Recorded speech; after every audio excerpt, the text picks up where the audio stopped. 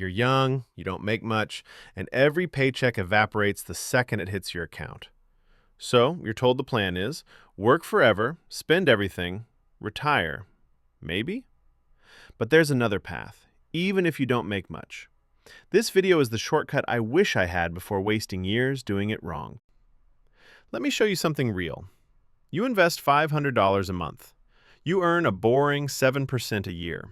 Not crypto, not genius, just average. After 10 years, you've put in $60,000, but you've got around $85,000. After 20 years, you've put in $120,000, but you're sitting on approximately $260,000. After 30 years, you've invested $180,000 total, but your account is worth over $600,000. Read that again. In that last decade, your money grows faster than you can save it. That's compound interest. And this is why starting young matters more than your salary. Time is the multiplier.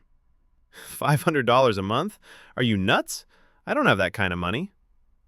Let's ground this in reality. A typical entry-level job pays about $40,000 to $45,000. After taxes, that's roughly $2,500 to $3,000 a month hitting your account. Saving $500 sounds insane until you break it down. Follow the 50-30-20 rule. 50% needs, 30% wants, 20% investing. On a $2,500 monthly salary, 20% is $500. But I don't have 20%. You do, but you need to budget ruthlessly. Here's how to budget in 3 steps. Step 1. Optimize housing. Don't let rent eat your entire salary. Live with roommates. Live with family early on. Get a smaller place. Not glamorous, powerful. Some people report saving 50 to 75% of their income in their early years before big expenses like high rent or loans show up. Step 2. Cut useless spending. Subscriptions you forgot. That daily $4 coffee. Daily food delivery. Anything that doesn't actually bring you happiness. You don't need to be extreme. You need to be intentional. Step 3. Pay yourself first. Most people do money backwards. They get paid, they spend, they scroll Amazon half asleep, and then they say, okay, whatever's left I'll save. Spoiler, nothing is ever left. Let's flip that. Money comes in, $500 disappears automatically into savings. You spend what's left, guilt-free. Okay, but why are we assuming a 7% growth? What if the market crashes? Here's the truth bomb. The market just goes up. In the long run, the U.S. stock market has returned about 7% per year after inflation. For 100 years, it has crashed over and over again and still ended up dramatically higher every single time. That's not magic, it's productivity. Millions of people building useful things, year after year. Remember this, crashes are temporary. Growth is the default. Okay, but I have no idea what to invest in. And honestly, I don't care. Yep, same here. I couldn't care less about companies' financial statements. That's why I buy broad market low-cost index funds. Most people want to pick winners, like they're some kind of stock psychic. But that's statistically the losing strategy. Buying the index funds means you're not betting on one company, you're owning thousands. You're buying a little bit of almost every major company in one move. One fails? Who cares? One becomes a rocket ship? You own that too. Your strategy: buy a broad, low-cost fund that owns the whole market plus automatic monthly investing. 10 minutes of setup. Time takes it from there. Boring beats brilliant. All right, I can do $500 a month, forever. And then I'm done, right? Not quite. $500 a month is how you start, not how you finish. As you grow professionally, your income rises. But you start comparing yourself to peers. Convenience replaces frugality. Rewards feel earned after working hard.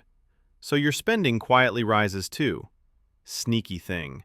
That's lifestyle inflation, and that's how people stay broke no matter how much they earn. Imagine the scenario from earlier. You invest $500 a month for 30 years.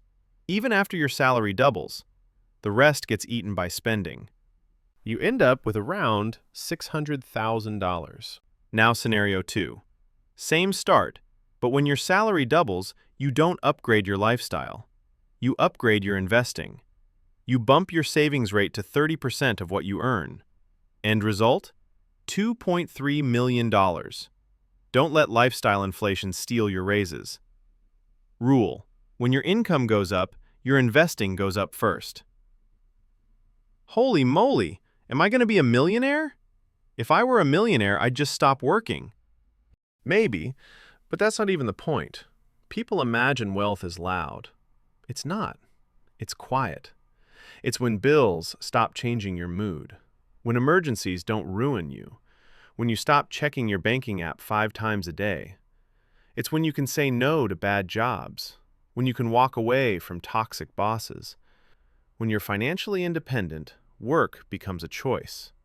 Time becomes yours again. That's wealth. Not the car, not the holiday. Freedom. Okay, makes sense. But I already have debt. Can I start investing? That's a good question. Yes, you can usually start investing even if you have debt.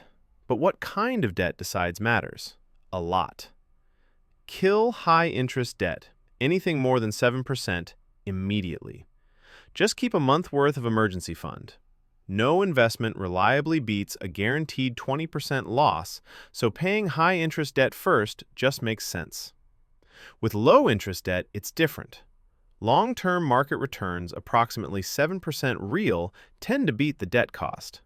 So make your normal payments. Invest consistently. You mentioned emergency fund. What's that? An emergency fund is cash you keep just in case. It doesn't make you money, but it stops one bad moment from turning into debt. You can't build anything if one emergency wipes you out. 1 month saved, stable. 3, solid. 6, unbreakable. Why not get my money in riskier assets to get more than 7%? People hear riskier and think higher returns. That's not how this works. Riskier usually equals bigger swings. Higher expected return does not mean a better real-life outcome. 2 portfolios can average the same return. One is smooth and survivable. The other has a real chance of blowing up. And blowing up matters. Here's why. Start with $100. Lose 50%. You're at $50. To get back to $100, you don't need 50%. You need 100%. Losses hurt more than gains help. A big downside resets years of progress.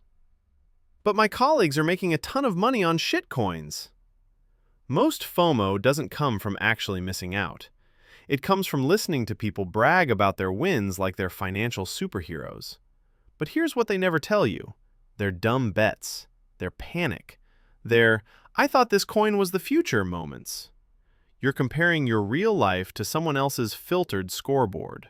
Starve FOMO the only way that works. Build your plan, stick to it, and keep going. You don't need to beat the market. You don't need to beat gurus. You don't need to beat anyone. You only need to beat hesitation. The default plan for most people is brutal. Work forever, stress forever, feel unsafe forever. Your plan is simpler. Kill high-interest debt. Keep life affordable. Buy the whole market monthly. Ignore the noise. Control your money, control your future.